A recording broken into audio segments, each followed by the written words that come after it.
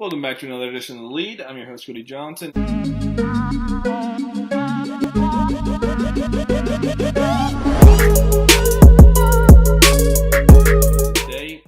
I'm going to be giving y'all another Texans mock draft. Let's get into it. With the third pick in the first round, not a guy I usually pick at this spot, but a guy that's grown on me more so recently, but I do like him a lot. My number one offensive lineman in the class, Ike Mekwonu.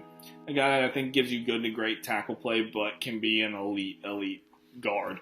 Quentin Nelson type guard, right? Especially in this presumed Pep Hamilton gap power scheme. Going to be an absolute mauler on the inside. And the exact type of guard you want. Frame, size, strength, tenacity, everything like that, right? But he's not necessarily handicapped to that guard spot.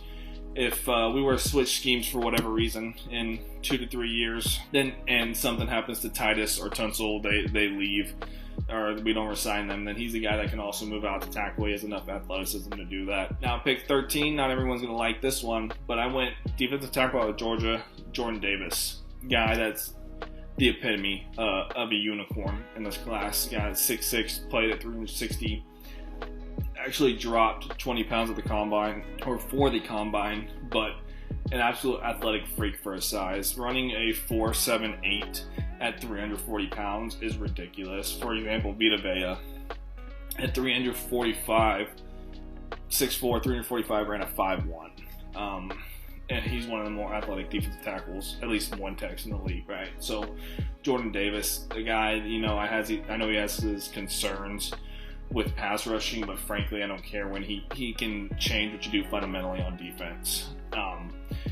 What he would be asked to do in Lovey's system with gap filling and penetrating, he's going to be an absolute monster. At Georgia, he was asked to do a lot of two-gapping stuff. He obviously was great at that, taking on double teams and stuff like that, but when I asked to penetrate and gap fill, like against Kentucky, went absolutely nuts. There's also another play against UAB, and I get UAB doesn't have the best athleticism or talent, I guess we can say, but the fact that a 360-pound man is chasing down a quarterback at the sideline 5 yards downfield, making a play, you shouldn't be able to do that at 360 pounds. He's just an athletic freak. Again, I think he can give you, with some development and pocket push and penetrating style defense, he can give you Darren Payne from Washington type production in the passing game, which is 3 to 4 sacks a year. I think, so I'm not really worried about it. I think this would be a fantastic pick, a guy that you're not going to find for another 10 years at least. With that, pick 37, I went defensive end out of Penn State, Arnold Ebiketie. Another athletic freak coming out of the school that just produces athletic freaks year after year, right? A guy that is going to need some development, not a perfect prospect by any means. He'll give you the speed you want, the bend you want off the weak side, defensive end across from Jonathan Grenard. Will be, has some inconsistent get-offs, but when he does time the snap well, great get-off. Again, speed, bend, he'll get after the quarterback if that's what you ask him to do. Has some deficiencies as a run blocker. I think he has the length to be a good run defender. Just is going to need some development and setting the edge, stuff like that. I think if you use him in a penetrating style run defense where he's just disregarding a gap and just going after the ball, the ball carrier, then I think he can make you some plays, but again, he's going to need some development in that run defense department. Now, I picked 68, a guy that I don't think is going to be there at all. If he is, you run this card in. A guy I absolutely love. Chad Muma out of Wyoming, linebacker. His comp is a bigger, faster Logan Wilson, who was a stud linebacker for the Cincinnati Bengals, who just got off a Super Bowl appearance, right? Chad Muma, guy that has good flexibility, reads plays well, can play any of your linebacker spots, can play coverage. I think he'll carry the seam just fine if he plays Mike here. Good athleticism. He just does everything well. The real knock on him is that he went to a Group of 5 school. And, I think that's a little bit overplayed. I think, again, Logan Wilson went to a Group of 5 school, and he's doing just fine. So this is a guy that if he's there, you run this card in. I can't say enough about how much I really like Chad Muma. So pick 80, I went interior offensive lineman Cole Strange out of Chattanooga. A guy that, he's not gonna start right away for us. He played a lot of left guard at Chattanooga. Probably if you're drafting Icky and him, then he probably is your backup right guard behind Can from Jacksonville. And I think that's fine. I think he's a guy that needs a little bit of development anyways. He needs to put more size on. For a guy that's 6'6" to weigh 310 pounds, roughly, that might be generous. He just needs to put on some mass, learn the right guard position, and gives you much needed depth on the interior if someone were to go down. But for tenacious run blocker, another guy that's I think is going to be great for the gap power scheme. I think he's athletic enough to, again, if we switch to his own scheme down the line, I think he's athletic enough to run that as well. Guy that, some people aren't going to like that I double dipped here. It is what it is. I think at this point you just need to go best player available. A lot of people, or some people I should say, have a second round grade on Cole Strange, and I think that's fair. If he's your best player available, you take him. I don't care necessarily that it's not a position of value or that you drafted one earlier. If he's there, you take him if he's your BPA. Next, pick 107. I went Zion McCollum, cornerback out of Sam Houston State. A guy that fits Lovey's size and athleticism threshold. He's roughly 6'4", 190 pounds. Might be closer a little bit to 200, but gives you good size, athleticism. I think in the NFL he's going to be strictly his own corner, which we run a zone, so that's perfectly fine.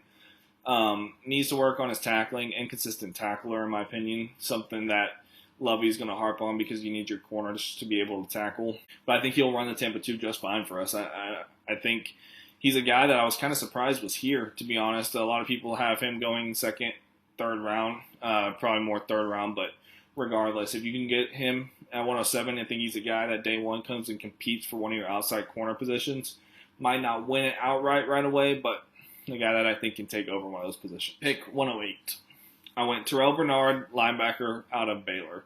Again, double dipped here. The reason I double dipped here is because I find it interesting that Nick Caserio was at Baylor's Pro Day and then brought Terrell Bernard into brought him in for a meeting, one of the 30 meetings that they can have. He's not the most athletic. He tested better than I thought he would as a Baylor fan at his Pro Day, but just a guy that's be a perfect fit for your will linebacker spot.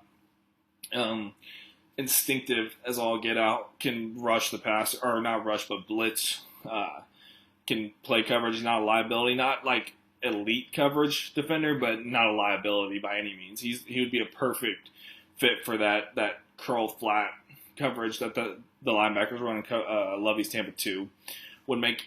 Obviously a sure tackler. Again, a guy that if you get him at pick 108, that's a steal. This is a guy that was a first team All Big 12 2 years ago, and he only played 5 games. Or he might have been second team last year with 5 games and then first team this year, but regardless, the fact that you're only playing 5 games and you're making one of those teams, regardless of what you think of the Big 12, it is something to be said of itself, right? So I think that would be an amazing pick.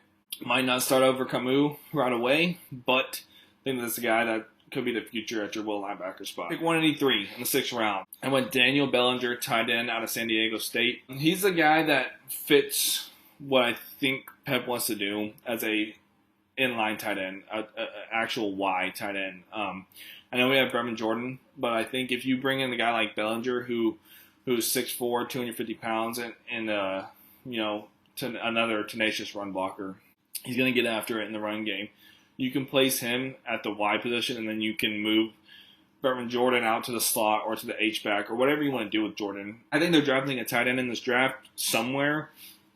I think they prioritize a run blocker, and this is one of those guys, 6th round, another guy that went to a small school, but I think can give you what you want as a blocker from the tight end position. Pick 205. I went Abram Smith, running back out of Baylor. I actually posted a video of him not too long ago. A guy that ran a wide zone scheme, but is a downhill one-cut running back, and I think will fit this gap power scheme just fine. 5'11", 220 pounds, big enough for the scheme. He's going to be a 2-down back for you. He can pass block well enough, but not very consistent as a pass catcher. So he'd be your first, second down, short yardage running back. You're going to send him through the A gap, just off the guards and the center's butt, and he's going to get you some yards. That's what he did at Baylor all year, 1,600 yards. I think that would be a great pick, along with the offensive lineman, to get your running game going. Again, you should be doing a running back by committee anyway, so this is a solid pick, in my opinion, in the 6th round. Next, I went pick 207, wide receiver Jalen Naylor out of Michigan State. Showed some flashes, good speed, good play speed, solid hands, but I think, you'd be lucky if he develops into anything worthwhile for you. I think he's a special teams player. And then with the last pick in the 7th round, I went safety Bubba Bolden out of Miami. This was a guy that was supposed to be like a 2nd round pick last year. Decided to stay in school, didn't quite pan out the way he wanted to, and is falling to the 7th round. Another guy that I think if he can develop into one of your safeties, great, but probably just going to be a special teamer for you. Not much else to say on that. I think if he does develop, he'd probably more your free safety. I think a poor man's Justin Reed kind of guy. Not really great at anything, but could be good. Could be, emphasis on could be. That's my 7th-round mock draft. Let me know what y'all think down in the comments below, and y'all have a good day. Don't forget to like and subscribe.